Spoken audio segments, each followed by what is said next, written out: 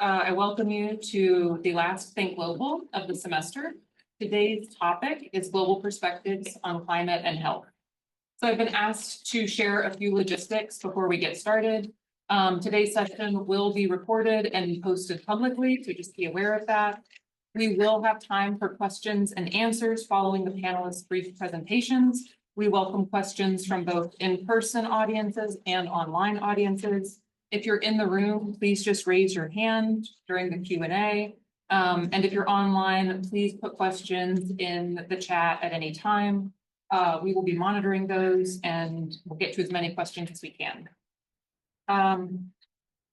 So my colleague from the Nicholas School of the Environment, Dr. Jaya Sundara, and I organized this panel to bring experts together and hear how they see issues of climate and health manifesting in their work, research, and communities. And we're hoping that through these global perspectives, we can start and continue a conversation on what steps are needed locally and globally to successfully advance research, implementation, and policy to protect global public health in the face of climate change. So I'm delighted to introduce our three panelists who will each speak for a few minutes about the important work they're contributing in this area. These are really abbreviated introductions. We have really special accomplished panelists with us today. So I do encourage you to look at their full bios, which are available on the event website. Dr. Martins is a Kenyan artist, naturalist, and writer. He's an entomologist and evolutionary biologist and currently director of the Turkana Basin Institute at Stony Brook. He also served as the executive director of the Impala Research Center from 2015 to 2022 and is a research scholar in ecology and evolutionary biology at Stony Brook University. Welcome, Dr. Martins. Dr. Amrutha Nori Sarma is an assistant professor of environmental health and population sciences at the Harvard School of Public Health. He is an environmental epidemiologist who studies the relationship between environmental exposures associated with climate change and health outcomes in vulnerable communities. I've had the pleasure of knowing Dr. Nori Sarma since we were doing our PhD work together because we have the same PhD advisor. And Dr. Nelson Gouveia, last but certainly not least, I've also had the pleasure of knowing for close to a decade now. I did some of my dissertation research with him as well. He is a professor of global health at the Department of Preventative Medicine at the University of Sao Paulo Medical School in Sao Paulo, Brazil. He is also president of the International Society for Environmental Epidemiology, which is the only environmental epi society, the big one. And his research primarily focuses on health impacts of environmental exposures with an emphasis on air pollution and climate variables, although he's looked at other exposures as well. So welcome, panelists. Thank you so much for being with us today. The order of presentation will be Dr. Martins, Dr. Nori Sarma, and Dr. Gouveia. I think, Dr. Martins, you do not have slides, so the floor is yours. Thank you. Thank you. Thank you for inviting me to be part of this panel. Very honored to be here alongside Amrita and Nelson, and thank you for the invitation from Duke. So I'm going to sort of talk about three things that I think are important for us to think about. And coming from the Turkana Basin perspective, this is the landscape where humans evolved in East Africa. So humans evolved in a climate that has been, fairly high temperatures, fairly arid. And then if you think of us as a species coming out of this African cradle, we've migrated and adapted to this incredible range of climate and conditions across the world.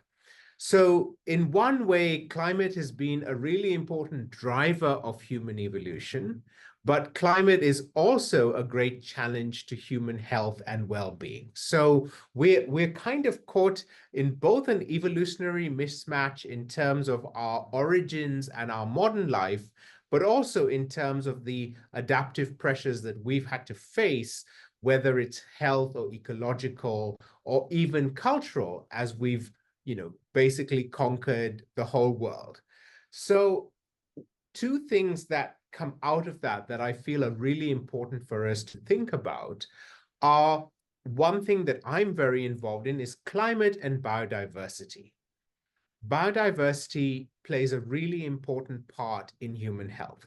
There are both positive things about it, from air quality, water quality, the public green spaces and their availability and their impact on health, from mental health to physical health to all these other aspects of health that link to our aesthetics and our culture, but also to the other side of it, where aspects of biodiversity, for example, vectors, arthropods and other creatures that spread diseases, really are set up to benefit from climate change.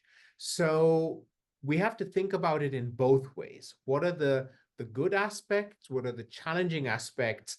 And often I think as researchers, we tend to focus very narrowly, which is important, but we mustn't lose in that narrow focus, where does it fit into a bigger picture? The third part of this, which I know is something a lot of us care deeply about, is really the climate, health, and society intersection. As a Kenyan, that is something, we is a lived reality for so many tens of millions of people in Kenya and hundreds of millions of people across the Horn of Africa.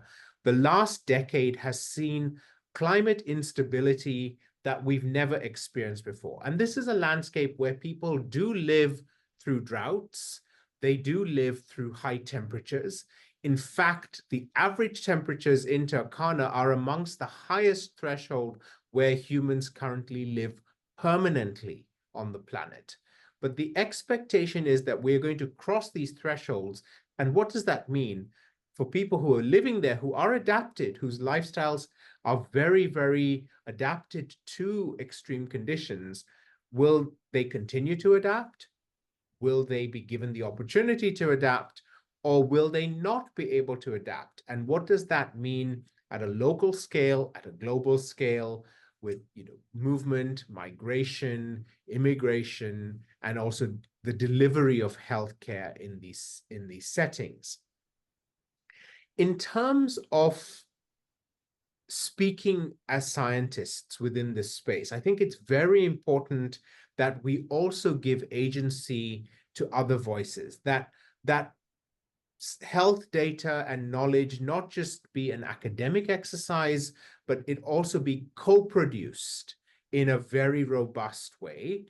But that also means that we sometimes have to step back and cede that space to those who are other important partners, whether it's local leadership, local communities, and empower those voices. And it's very easy to say that, and it's hard to do it, because in my own country of Kenya, we also have a hierarchy within the country. Health is managed at a local government, a county government, and a national government level. Those three levels may or may not reflect the reality of what individual communities are experiencing or engaging with. How do we manage those dynamics as researchers coming in to do research?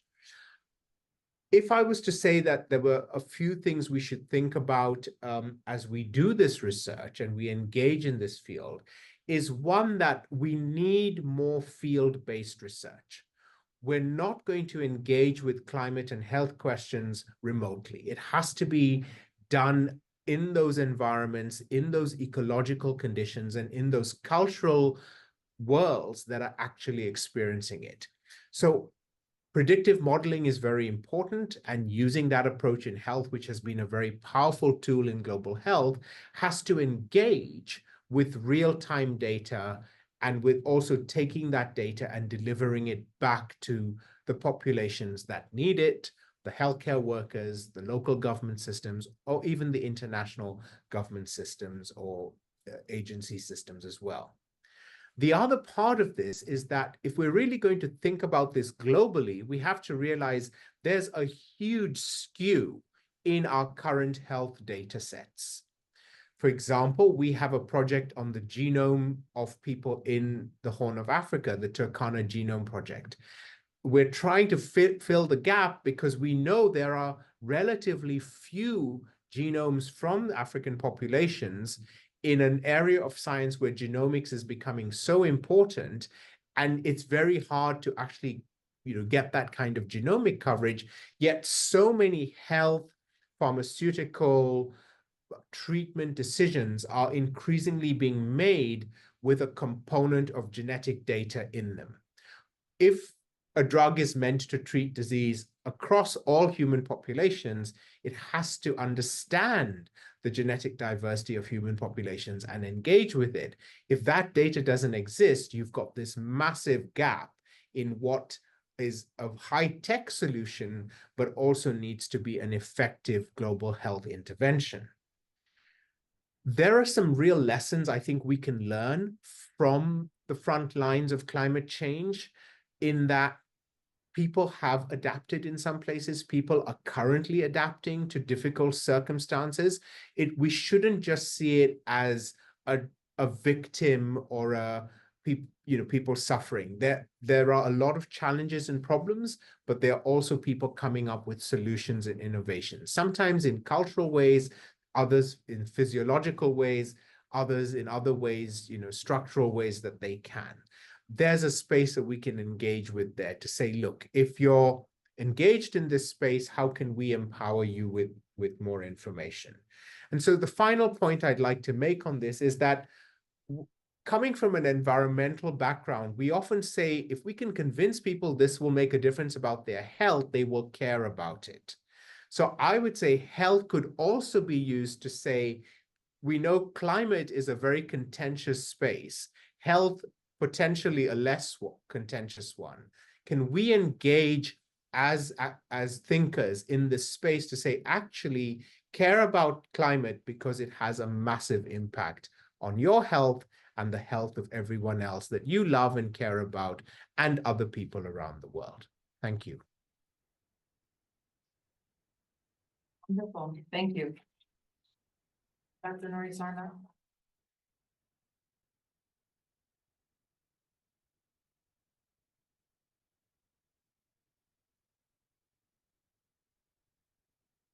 Sorry, I'm just trying to pull up my slides. Please forgive me. So yes, thank you so much for the invitation to present today. I'm very excited to be speaking with you all alongside Dino and alongside Nelson. And as Mercedes mentioned at the beginning, I'm an assistant professor of environmental health and population sciences at the Harvard T.H. Chan School of Public Health. And I thought I would share with you all some thoughts today on some of the pressing questions really around this issue of climate change and health in a variety of different global settings. So I think, all of us are coming from this shared background that it's official. We're undergoing unprecedented levels of warming around the globe. I think it's also, one of the things that I wanted to mention here is that it's important to kind of conceptualize this area of work with an understanding that even if we go through all of the different types of climate mitigation strategies that are recommended by different global bodies, to some extent, the warming that we're experiencing now is a little bit baked into our system. And so alongside of the mitigation strategies, I think adaptation to the ongoing impacts of extreme weather associated with climate is really a space where I spend a lot of my time thinking. The impacts of climate change are here, they're present, they're happening right now in a lot of different communities around the world. And so it's important to really account for the fact that communities will continue to experience extreme weather events and the associated health impacts. I like to share this figure. This is from a previous version of the CDC, the third National Climate Assessment. But I really like this figure because I think it illustrates the ways in which climate change to health is not a straight line. There's a lot of ways in which environmental exposures associated with ongoing climate change have a host of different chronic and acute health impacts across the spectrum of different health outcomes that we might be concerned about. But it's not a direct, it's not always through direct pathways. There can be a lot of indirect pathways through which climate is impacting people's health and well-being. And we know that, there are different communities around the world that are going to experience different types of extreme weather depending on local background conditions.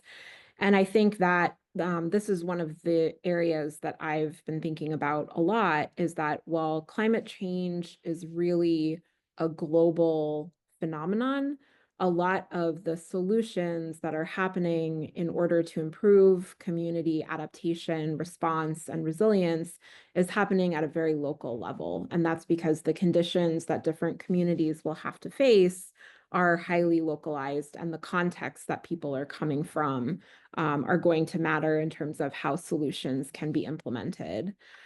The other thing that I spend a lot of time thinking about is what are some of the other stressors that are co-occurring with the environmental exposures associated with climate change, and how does that change people's ability to adapt, prepare for, and respond to the different types of extreme weather that they might experience.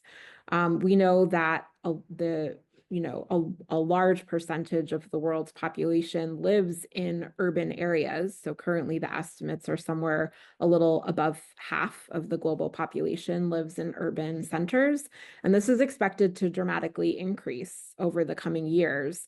And we know that urbanization plays a really large role in a lot of economic opportunity, a lot of growth, maybe better access to resources, but also tends to concentrate some of these adverse environmental conditions, and especially create situations of inequality and disparities. And then you can also think about gradients between urban environments and rural environments as well.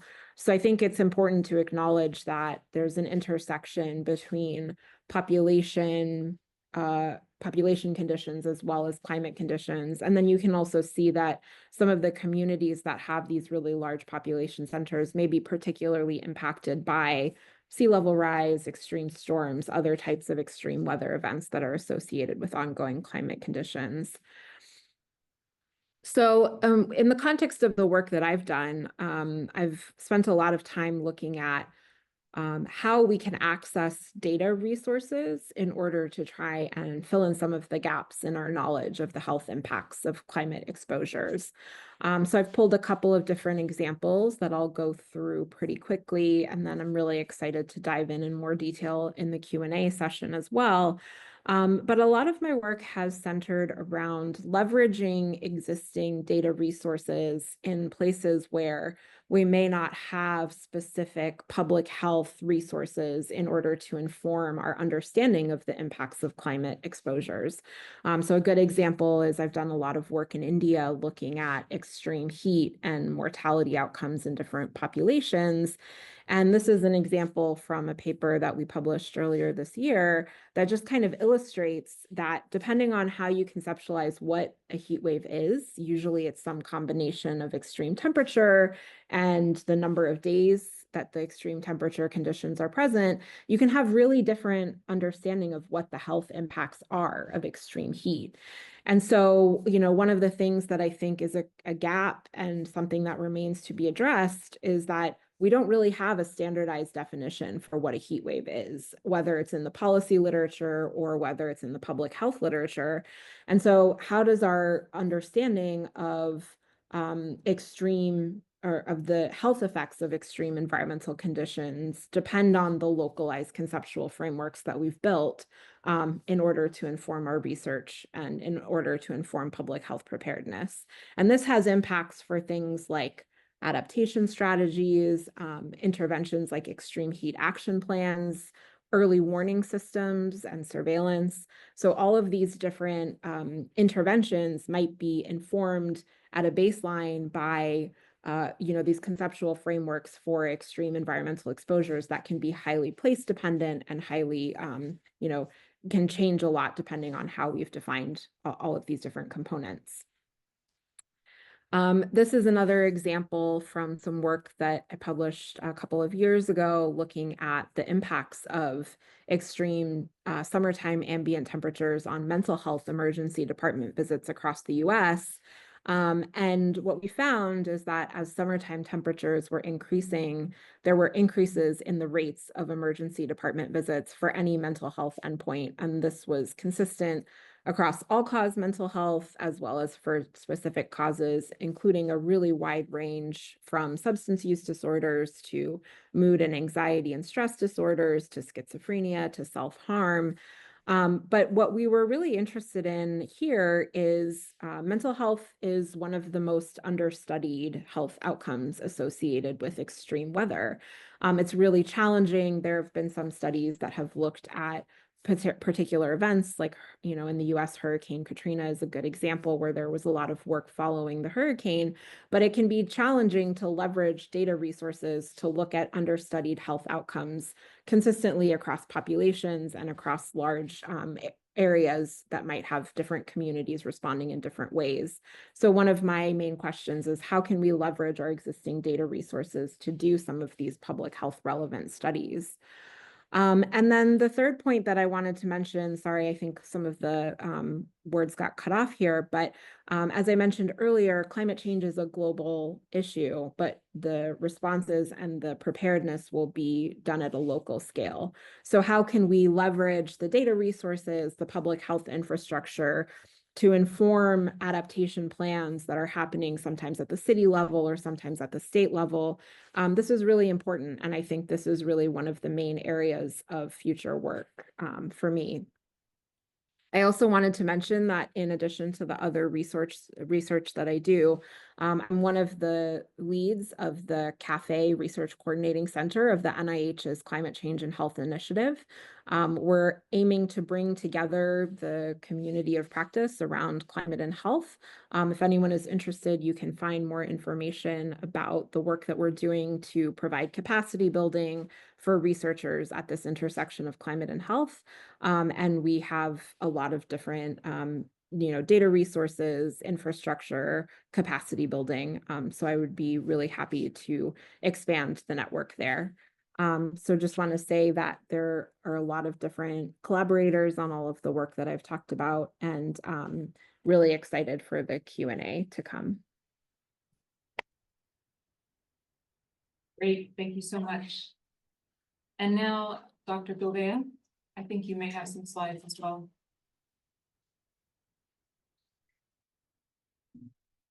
Just sharing my slides. I hope we can see them. Yeah. So yes, I mean, when I was thinking about, thank you, Mercedes, Nisha, for inviting me for this panel. Thank you, my colleagues who just talked before me. And yeah, when I was planning for this talk, I went to your, the Think Global webpage, and I was reading some of the comments and the message that there, and there was some questions there, such as how climate and health issues are manifesting locally, or what should be on the research agenda, what the priorities, and so forth. And I tried to use some of these questions to sort of guide my very short communication here, so just 5 minutes. So I'm sure I'm not going to answer all these questions, but some of them perhaps we can discuss during the question part. So in terms of how climate change, how climate change is manifesting in Latin America specifically, that's where I live. It's been, well, first, it's not different from anywhere else in the world, but it's been very shocking for us. Since last year, we have been, heat waves. We had heat waves during the winter time in Brazil and in South America, which is something completely unexpected. Okay, we are, some countries in Latin America are very tropical. We are sort of used to hot weather, but heat waves in the middle of winter is not something that we experienced before, and that's been happening last year, this year again a bit, and several other manifestations of climate change that has been happening together, droughts, and of course, all of this carries together a bunch of health effects that are not difficult to evaluate, and sometimes the signal is so strong that we can, simply say, yeah, this is because of climate change. and also floods. I guess some of you might have seen this happening earlier this year, in the first semester of this year, and in the south of Brazil, close to Argentina, to Uruguay. The whole state of Rio Grande do Sul was underwater for months, in fact, not only a few weeks, but 2 or 3 months. And even the airport, as you can see on this picture, was completely, flooded.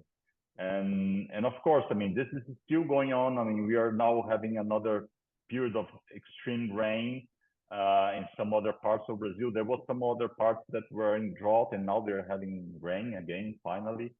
But landslides is also something that, is very common when you have heavy rain, and you have quite a lot of, poor communities living on areas that are prone for landslide. And every year, and we are actually approaching to the time of the period of the year, our summer is approaching, and that's when we have, heavy rain and the possibility of landslide.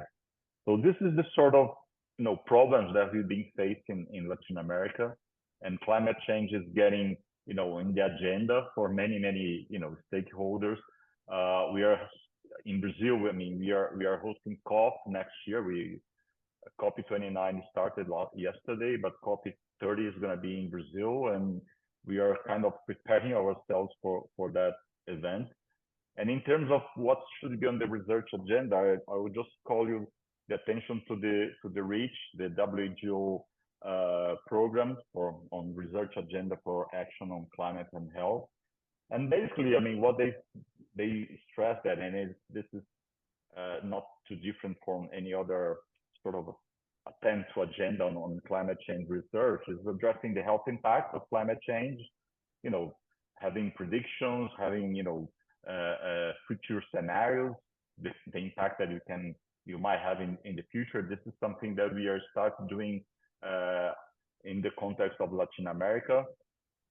Of course, examining impact on vulnerable populations, poor populations in Latin America are usually like everywhere else, the ones that suffer most for climate change events.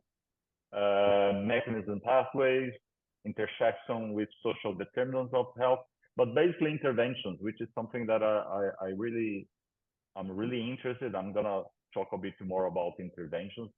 And when I'm saying interventions, there are interventions that can be for mitigation or for adaptation, and they both need to be measured, to be evaluated to see, their impact. Of course, there are other important items for the research agenda, such as strengthening the climate resilience and decarbonization of health services and facilities, promoting health co-benefits of climate change mitigation and adaptation, I would say. So these are sort of, very broad topics on the research agenda on climate change. And I have been involved on a very large Latin American project, the Salurbal project, which stands for Salud Urbana in America Latina, which is the urban health in Latin America. And now we are on the second phase of this large project, that's Salurbal Climate. So our focus now is on climate variables, climate effects of climate change. This project incorporates 11 countries in Latin America, and all these small dots that you see on the map are the cities. There's about nearly 400 cities that we are evaluating in Latin America up to Mexico. And of course, I mean, the project has 4 main aims, 4 main pillars. One is, to produce evidence on the impacts of climate change on health, and not only the impact, but also some drivers of this impact, some features that can be buffering or intensifying the effects of climate change on population, identifying more vulnerable populations. The second aim of this large project is to evaluate some specific interventions using, health impact assessment tools to evaluate 2 specific interventions at the beginning. Perhaps we're gonna open this up for other interventions, but at the beginning we're focusing on 2 interventions, which is basically transport interventions or green space, incentivizing green space in 2 different cities. And the third and the fourth aim are more to do with capacity building and connection with stakeholders to promote our findings. And in terms of interventions, I'm quite keen on interventions related to transportation. I've been studying air pollution for many years, and transportation is the main driver of air pollution. And there has been some interesting interventions in Latin America, especially in using BRTs, the bus rapid transit. In some cities, we have dedicated lanes for buses. Now we are in some cities, they are changing this program for buses, electrical buses. So it's going to be even not only rapid, but also cleaner buses. And there has been studies, examining air pollution exposure during commuting using BRT compared to driving, for instance, and showing that sometimes driving you have a higher exposure to air pollution. We have, aerial trains, which has been used in some, some cities in Latin America have very,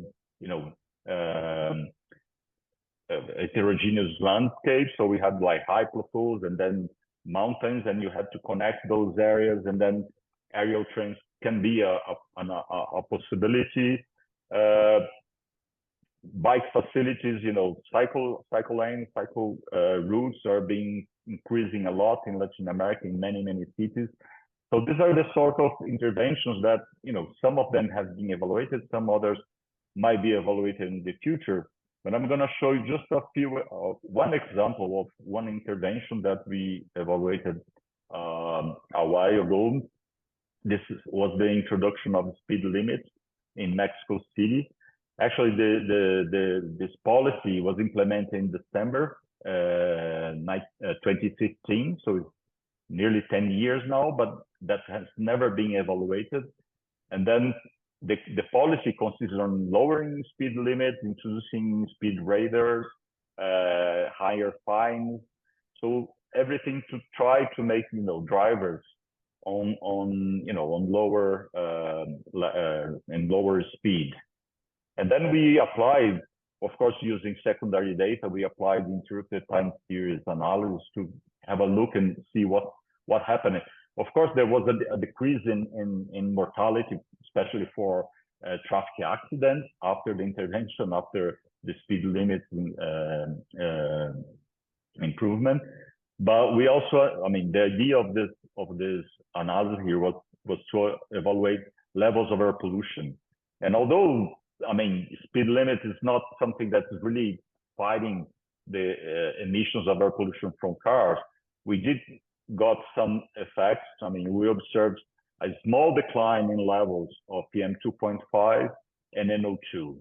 And this difference was statistically significant. So although it's a very limited policy in a very restricted areas, of course, we had to measure this using monitoring stations close to the speed meters, where we can check if they are complying and see before and after the implementation of the policy. But this is the sort of intervention that has a very clear co-benefit, because first we are having lower levels of air pollution, which is per se is health damaging, but at the same time you are not releasing a lot of greenhouse gases. So you're also contributing for mitigating climate change.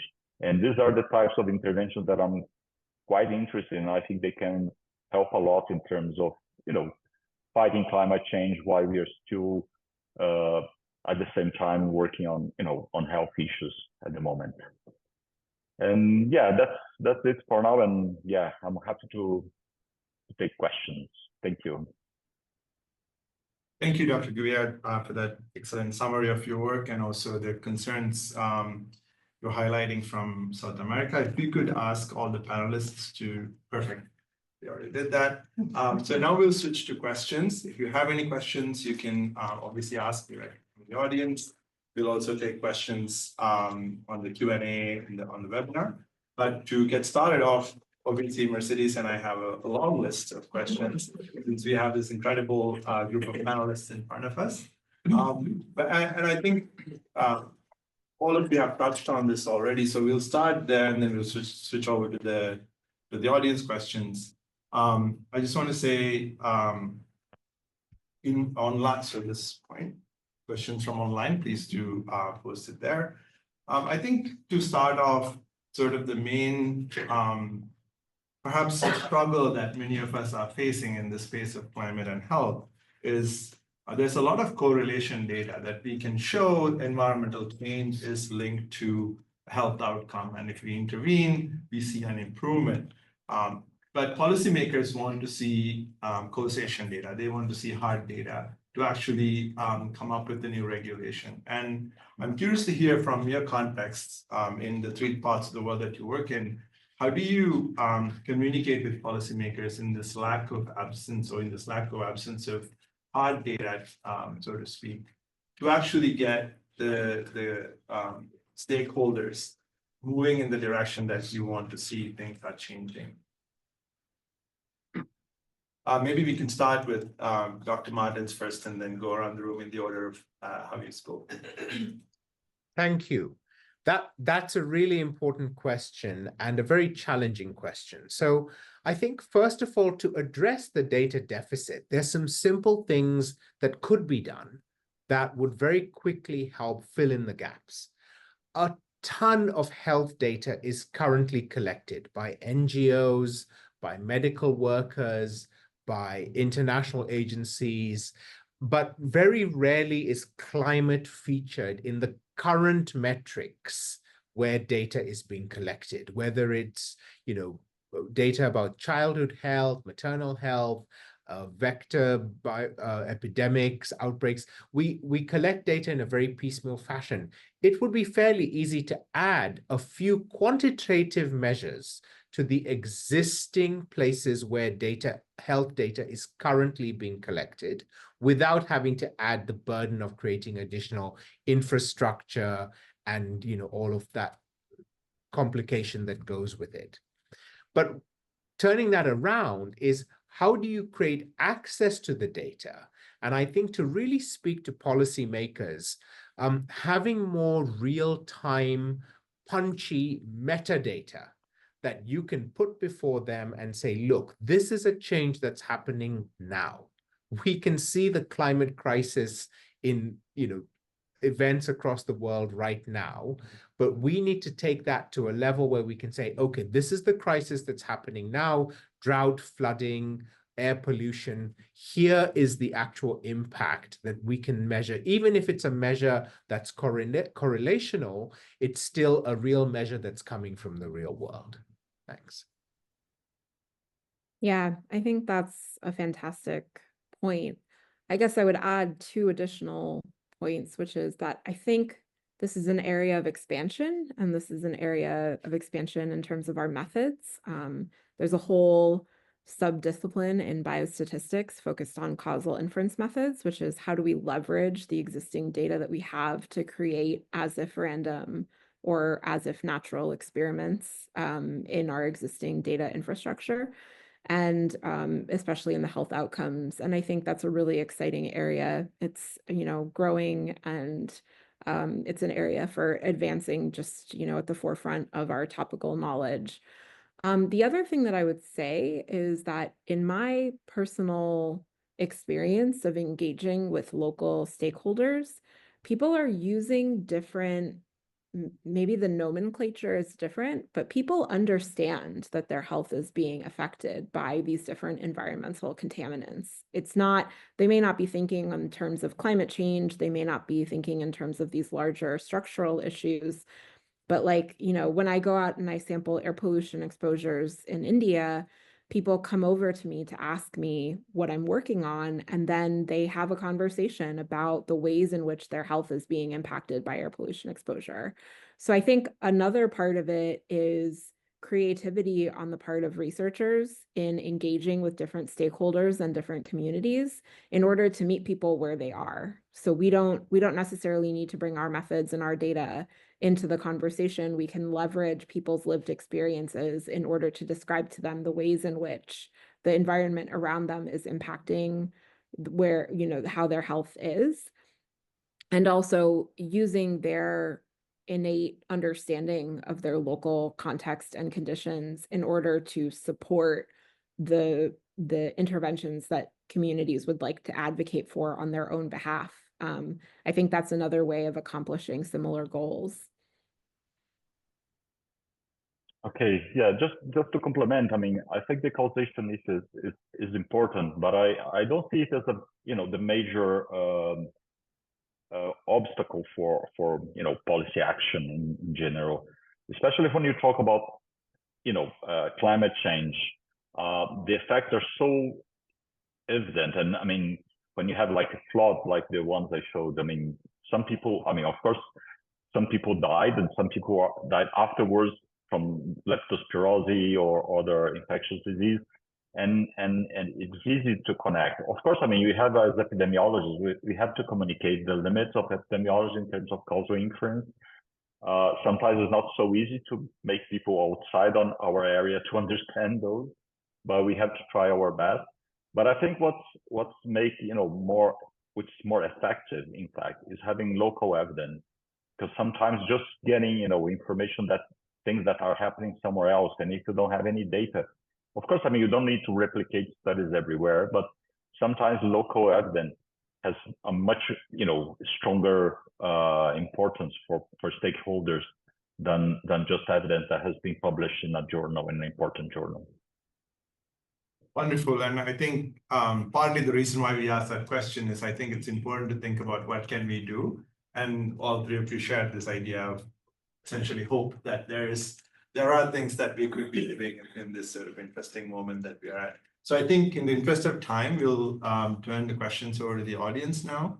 And we will perhaps take questions from the live audience here, or if you have any questions you'd like to type into the Q&A, you could ask that. Any questions? Yeah. Thank you all for your presentation. Really, really interesting and kind of heartening to hear about. Louder? Okay. Thank you all for your presentation. I am curious about the different, so you talked a little bit about data gaps and how it's difficult to get, the level of local data that's required for environmental kind of analysis, and the data gaps that exist across different settings. I'm also wondering about how you differentiate between like climate change data versus general environmental data to distinguish the questions that you're asking about. Is this a climate change driven health impact, or is this a general environmentally driven health impact that might be more related to like built environment or like societal elements? And how do you conceptually tease those apart? In the interest of time, I'm going to direct that question to Dr. Nori Sarma, and then the other two panelists can add to that, just going off of the presentations you've done. Sure. So this is a really great question. And I think that, in this discipline, there's probably, two different ways of kind of trying to conceptualize what climate change means. So there is a group of folks who are focused on climate change as a set of projections into the future of what upcoming changes are going to occur over the next 20-year timescale, 50-year timescale, 100-year timescale, and how that will have downstream consequences for health. I think that's kind of what the larger bodies are focused on is what are the different changes that are going to happen in the future? How do we assign different scenarios for ongoing climate change, and how do we estimate what the observable trends will be in the future as a result of this continued climate change? I think that is relatively more challenging because, as you said, there's a lot of different data inputs that belong in that pathway of understanding climate. And then there's also a lot of uncertainties that get built into the estimations of the health impacts associated. There's another set, I think, of research and research agendas that are more driven by the present day impacts of what we've seen historically.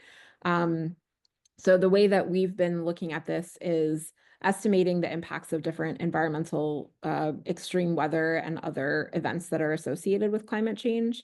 There is a subset of that research agenda that's focused on climate attribution studies. And so basically the way that we do that is we estimate, what is the expected value of all of these different health impacts if we had continued to see these environmental concerns like extreme heat or storms or flooding.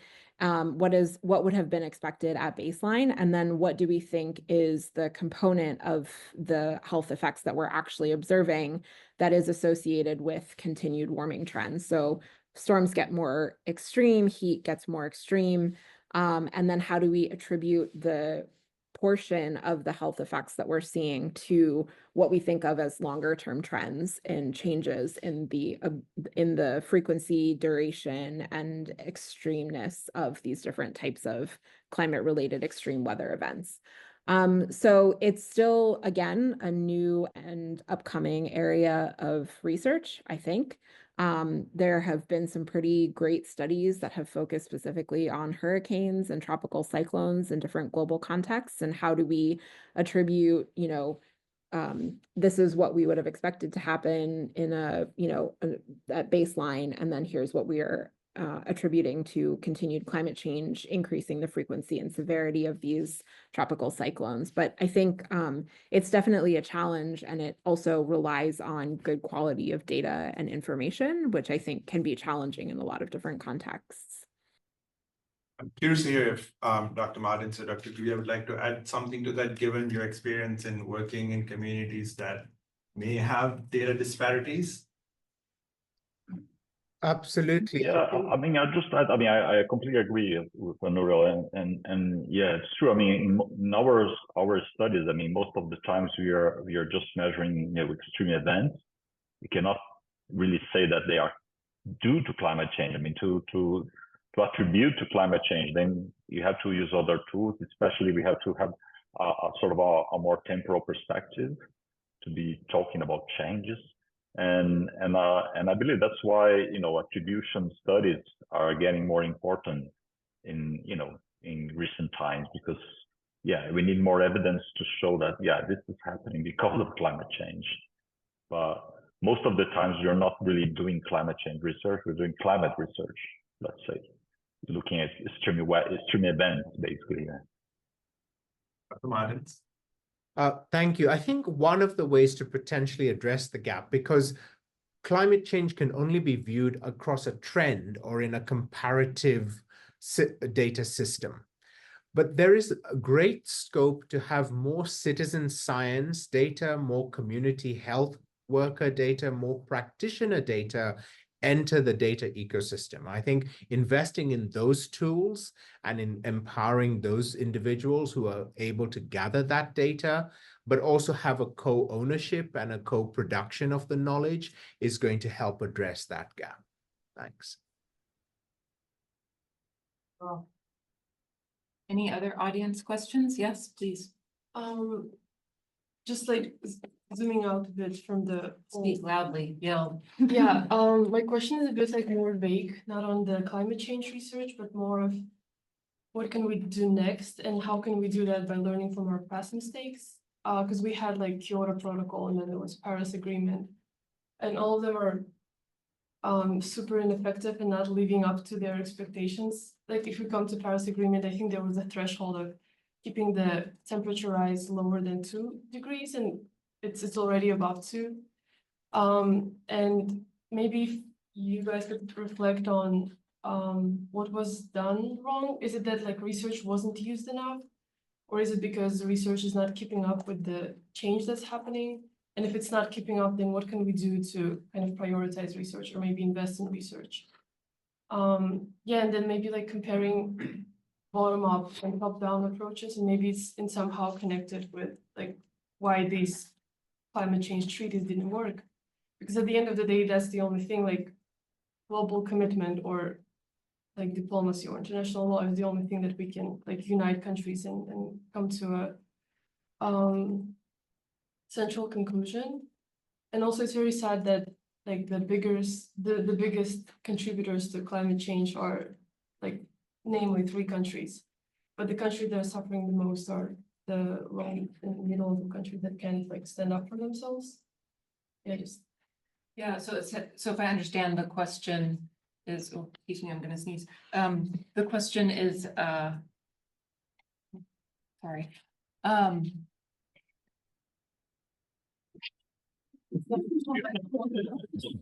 Shoot. The question is about, sorry, excuse me, what these sort of Kyoto protocols, Paris agreements, have been not totally ineffectual, but largely ineffectual, and sort of what is the role for us researchers, public health practitioners, physicians, community workers? What is our role in sort of trying to make these more effective, and whether top down, bottom up, probably both approaches are needed? yeah, and maybe like how do you want your research to be used in the future? And how do you want your research to be used in the future? Mm. Dr. Gubia, would you like to start? Yeah, I mean, that's a very, very difficult question, because what shall we do? I mean, I think we should keep talking. We should keep shouting sometimes, and you know, making those that are there in copy to hear our voice.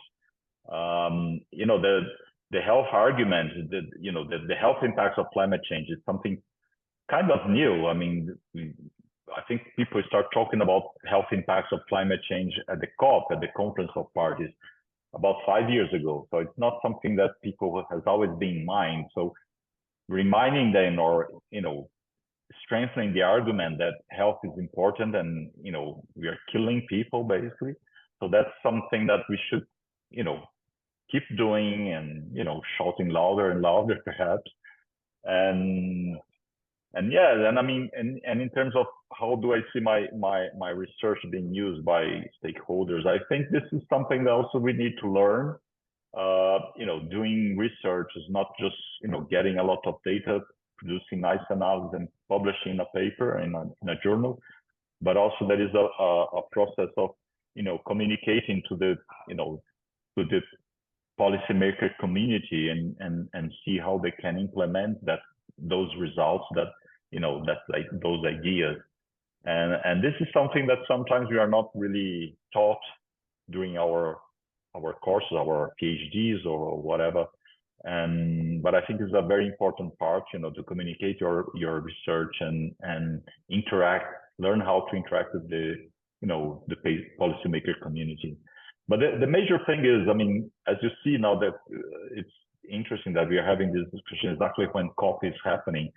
The major driver, all the decisions there are economic, are money, and you know, the value of life is not something that they are concerned over there. That's my impression. Dr. Martins. Yeah, just thank you. That's a very challenging question, but I think if I look at most of the global health and public health research, it is at a level where it can make a change. It's very hard to change the direction of the COPs and some of the multilateral environmental agreements. Occasionally, there are big impacts like the ozone agreement, which made a big difference in, you know, healing the ozone layer. But we want to work at different scales. And I think if it can work at a scale, even if it's within a city, within an urban area, that is impactful. One of the big challenges with the big data and the convincing the policymakers is that often we get it wrong. Climate change is really about climate instability and climate variability that is sometimes outside the scope of what is predicted. For example, in East Africa, the droughts predicted that lake levels would fall, but actually we had lake levels rise. Now, what happened is it's easily explained with the more rainfall in, you know, localized areas and the flooding and all of that. But the idea is that, oh, well, you said the lakes were going to dry up, but instead there's flooding. Well, that's part of the problem, is that even as scientists, there's a stochastic element to what we're facing that we have to engage with. And I think that's one of the challenges we face when we address policymakers who want it to be very concrete. It won't be, but we need to put it as best as we can with the data we have. I think in the interest of time, we'll move on to one of the online questions we have, which is to speak to what type of health problems should we be paying attention to as we move forward with climate change. CKDU. Absolutely. Kidney health aside. Perhaps you can Well, start. I can have a go on this. I mean, of course, I mean, can be several different types of health problems depending on the climate event we are talking about. If you're talking about a heat wave, you know, very high temperatures, you're gonna have a certain type of effect in terms of, you know, dehydration or even a heat stroke. You can perhaps get some sort of heart condition that can be, you know, worsened by the dehydration. And if you're talking about flood, then you can be drowned. You can have, you know, some infectious disease like leptospirosis, diarrhea, hepatitis. If you're on a landslide, then it's more like on a you know, health external cause of mortality or morbidity, an accident, this type of thing. So it will depend on the sort of the climate variable you're examining, basically. Yeah, I think the ones that I wanted to mention are that I think one of the areas that's really important to consider is people with existing chronic health conditions that get exacerbated by their exposure to different environmental risk factors. I think that's an area that's really important to keep an eye on. A lot of other indirect pathways that impact people with underlying health conditions that I think remain to be explored. The other thing that I think is really important is that climate change has implications for displacement for people who have to move around in different, either within their country of origin or more broad climate migration. And I think that can have a lot of associated health impacts as well, that I think is an understudied area. Those are some of the additional, in addition to what Nelson mentioned, I think those are some additional health concerns or populations that might have particular health concerns that are important to understand better. Dr. Martins, anything you would like to share, especially in the context of what you've shared about communities evolving in regions that have already undergone extreme? I think, you know, to just build on the two previous responses, is that it's these intersecting things, because people think of health as a holistic aspect. We don't just think of one aspect of our health. We treat health with individual problems, but health is the total human well-being and experience. I think these intersections and thresholds are affecting all of those, and we have to figure out how to engage with it to really have a robust response. And just if you allow me, just to complement, because one health issue that is quite important, and I think is getting more importance nowadays, is mental health, which is very much related to climate change. It's not only, you know, due to the suffering of, you know, having impacted by some climate hazard, but even the idea of having a future that might not be as interesting as could have been, is getting, you know, a very high degree of, you know, mental health issues for many people. So, and this is something that's still not really studied, I think. Yeah. Wonderful, thank you. And I think we have about 2 minutes left. And what I would really like to do is, especially in the realm of generating hope, if you could say one thing really quickly, each panelist, that would give the audience something to work towards or something that you're looking forward to doing next. I'll start. You know, people have lived in the Turkana Basin for millions of years. and they will continue to do so. And we have life adapted to 50 degrees Celsius. We have life adapted to 60 degrees Celsius. We'll figure it out if we have to. It's just a question of how do we make that work across the whole planet. Yeah, I think there's some adaptation interventions that are quite interesting, and we should sort of perhaps have a better look to them, and see if we can learn from the small experience sometimes in remote areas, but experience that might be worth exploring.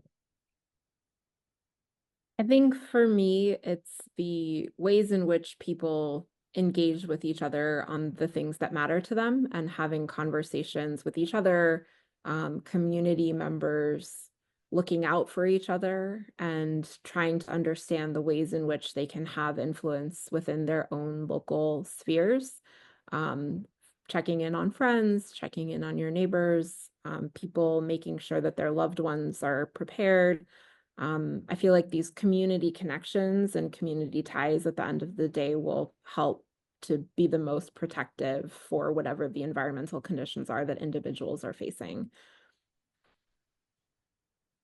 Dr. Martins, Dr. Nuri Sarma, Dr. Gouveia, thank you so much for your time and your expertise and messages of hope. At the end of this, we really appreciate it, and I know the audience here does as well, so thank you so much. Thank you. Thank you.